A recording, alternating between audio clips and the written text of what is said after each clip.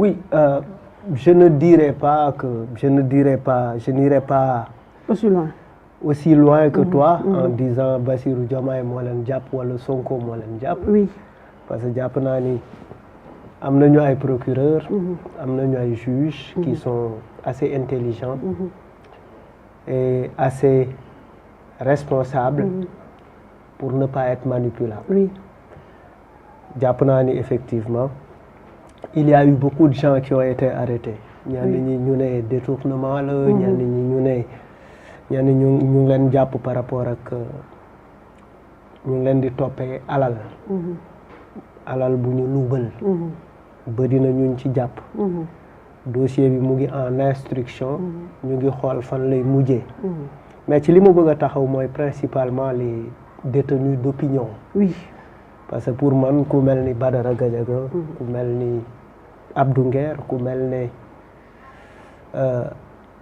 Doudou Coulibaly. ku mel ne ñeneen ak ñeneen. pour man waroon nañ mun a am un peu de retenue. pour di leen jàpp di leen tëj. pour effectivement wax parce que dans une démocratie. les gens parlent. il faut être flexible. Oui. Il faut être souple. Oui. On ne peut pas dire arrêter une personne parce que nee na diw bandi la. Les gens peuvent le dire comme ça, peut-être avec un air taquin. Je ne pense pas que profondément que Doudou Coulibaly dafa jàpp ni Ousmane Sonko bandi la wala tel bandi la et cetera et cetera. C'est peut-être dans une émission am na nu émission bi di demee. nit ñi les gens peuvent se permettre un certain nombre d'excès. te bu fekkee njiit nga. war nga mun a am capacité comprendre loolu. Donc pour man j'invite les agents de la justice à être mesurés. Parce que il ne faut pas qu'on nous ramène au passé. C'est-à-dire des arrestations à tout azimut. Surtout ñi nga xamante ne dañuy wax seen xalaat. Parce que démocratie dafa soxla une expression libre, une expression contradictoire. Parce que la démocratie, c'est la contradiction, c'est l'expression des contraires. L'expression des contraires nag dafa am solo, sinon dañuy nekk ci loolu ñuy woowee la pensée unique. Et puis comme tu le dis, ñi ñuy jiite tey ils ont un passé carcéral. Ils connaissent c'est quoi la prison. Et ils ont été arrêtés pour avoir dit des choses. yoo xamante ne mën nañ ko yemale wala sax ñoom liñ doon wax gën a graaw li ñi ñu jàpp tey wax. Je peux citer Badara Gadiaga, je peux citer tant d'autres personnes. Donc si on ne laisse pas les gens s'exprimer, les gens s'exprimeront autrement. te loolu baaxul ci démocratie. Et je pense que ci perception bi nit ñi commencé am boo duggee ci taxi yi nga yéeg ci Jakarta wala nga ànd ak borom saret wala nga dem di jëndi pain ndambe. Quand tu discutes avec entre guillemets avec le petit peuple, quand tu discutes avec les gens ordinaires, effectivement c'est cette perception. Tout à l'heure en venant dans le taxi, le taximan me dit nuyul ma Badara Gadiaga. Il me dit dama dugg si rek mu ne ma nuyul ma Badara Gadiaga. Donc il ne savait pas que fa laa jógee, il ne savait pas tel. Et il me le dit parce qu'il dit damay seetaan TFM Badara Gadiaga sama soppe la mais jaay nañ ko doole.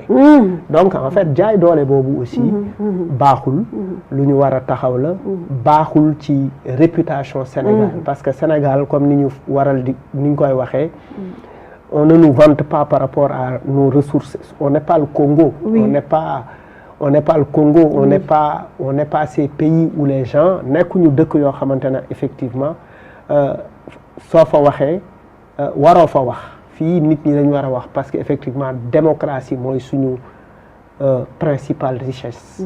Donc loolu lu ñu war a bàyyi xel. Absolument beneen bi mooy démocratie mooy suñu principale richesse. Mais tamit dañu am beneen richesse mooy suñuy valeur mooy aujourd'hui dañu gis ne réseaux sociaux yi dafa nekk arme de destruction massive de personnes et de personnalités et d'images.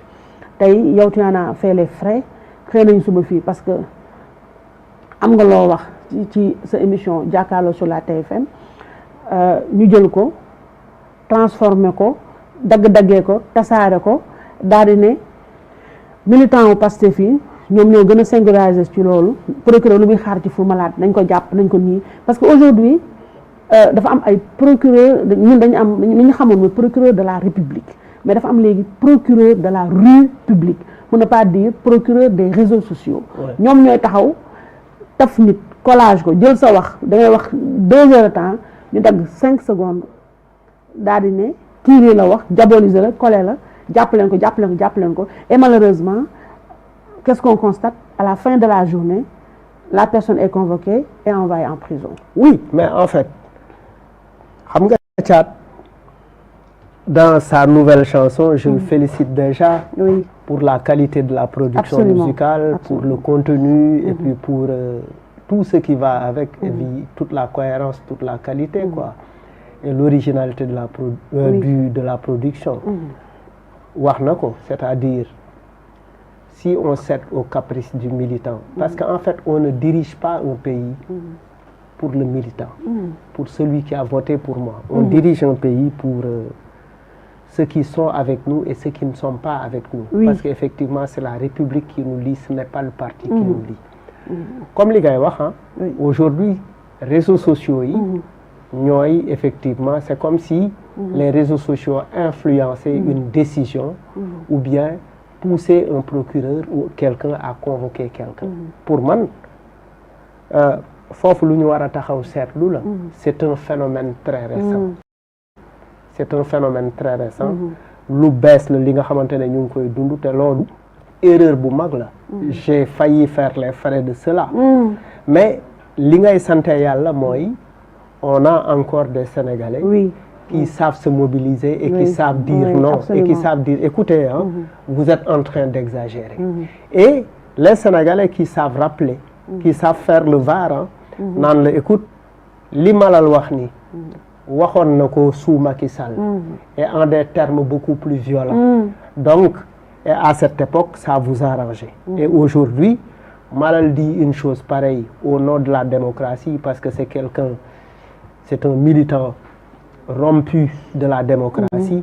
Donc bu waxee loolu c'est quelqu'un il le dit avec conviction. Des fois di nga gis ñu ànd ak ñoom taxaw ne leen écouter travailler au lieu de parler de cela. C'est-à-dire li ma mënul comprendre c'est aussi comment un directeur peut passer tout son temps sur les réseaux sociaux alors que il a liggéey biñ ko jox par rapport ak situation dëkk bi par rapport ak etc. Pour moi les gens nit ñi foofu lañu war a nekk. Donc en réalité il faut que ñu mën a xam il faut savoir utiliser la justice à des fins utiles. C'est-à-dire la justice elle est là pour protéger tous les Sénégalais. La justice ne doit pas être là effectivement pour dire que effectivement moi j'exécute une commande. Et surtout quand la commande effectivement est indiquée par une influence qui nous vient des réseaux sociaux. Donc ay affaire la yoo xamante ne yu ñu war a taxaw loolu aussi nit ñi ñu ngi koy seetlu damay dugalaat loolu ci perception populaire. Donc et puis mais léegi sax en réalité les gens savent jouer le jeu de ceux qui jouent ce jeu-là. C'est-à-dire ni ñu doon utiliser réseaux sociaux c'est les mêmes procédés que les gens utilisent. C'est-à-dire mën nga indi benn technique pour di xeex. Quand cette technique est connue par les gens utilisent les mêmes techniques pour t'apporter les réponses appropriées. Donc en fait, finalement, il faut qu'ils comprennent que c'est des choses qui ne passent pas. Et c'est des choses qui ne passent pas et qui ne sont pas utiles à la démocratie. Donc ay affaire la yu ñu war a bàyyi. Alors, ba tey pour les questions